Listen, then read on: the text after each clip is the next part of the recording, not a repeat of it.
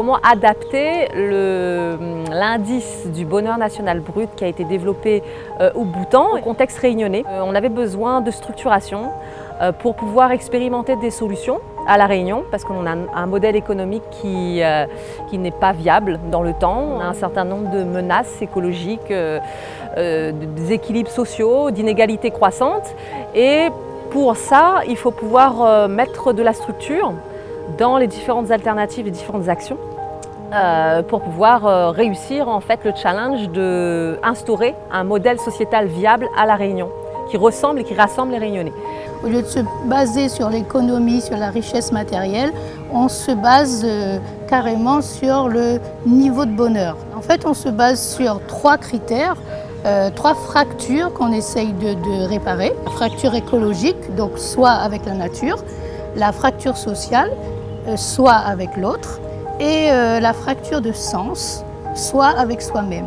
Et à partir de là, on développe des compétences, donc de discernement, de non-jugement, de la joie. Bienveillance, compassion, non-discrimination. Voilà. Donc le BNB, en fait, on pourrait dire que c'est un nouveau paradigme de développement, un développement économique, tout en préservant la culture et l'environnement. Et donc il y a une définition du bonheur qui au Bhoutan, qui émane du Bhoutan, qui moi me semble personnellement assez généralisable et acceptable. C'est déjà, on est acteur de son bonheur et notre bonheur est indissociable de ceux des autres. Je dois agir, au quotidien pour faire en sorte que je puisse cultiver un bonheur. Le gouvernement doit favoriser les conditions d'accès au bonheur, mais après c'est moi, dans mon quotidien, comment est-ce que j'active ça? On nous parle du bonheur, tout ça, mais est-ce que nous va réussir vraiment à casser un petit peu les habitudes que nous avons? Le monde est réceptif, l'a bien écouté, la remettre à en question aussi. Et ce que la marque à moi, c'est ça en fin de compte, c'est que nous peut remettre à nous en question et avancer différemment en fait que nous avons l'habitude de faire. Voilà, donc il ne s'agit pas d'imposer une idée du bonheur, c'est plutôt de créer les conditions qui permettent aux gens de se reconnaître. Et donc ça va être tout un travail de vivre en fait plus en harmonie avec soi, de vivre plus en harmonie avec les autres et de vivre plus en harmonie avec la nature. Alors, la particularité de l'index du BNB, c'est que c'est un index qui est holistique et qui intègre aussi bien des données quantitatives que des données qualitatives.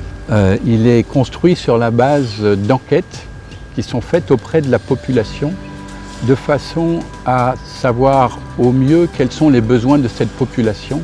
L'intérêt de cet outil d'évaluation de décision des politiques publiques, c'est qu'il permet de tenir compte d'un certain nombre de facteurs qui sont exclus dans d'autres outils.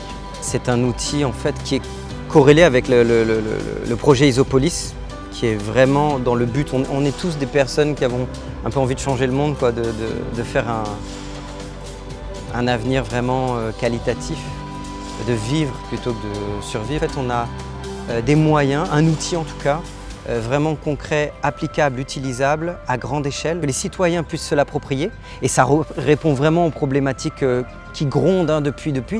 Et donc le bonheur national brut, ça fournit en fait une vision un peu globale sur 9 domaines. Il y a 4 piliers, 9 domaines sur lesquels on va aller plus précisément vérifier auprès de la population est-ce qu'ils sont satisfaits de la façon dont sont traitées les problématiques dans les 9 domaines qui comprennent en fait tous les aspects de la vie au quotidien. Et ça a été fait au Bhoutan. Donc le Bhoutan, c'est loin de chez nous, c'est pas notre culture.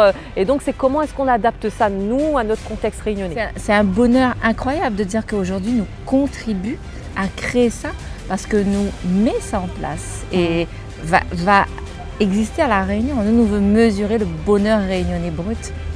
Et donc nous fait ça pour les générations à venir. Et ça, c'est génial.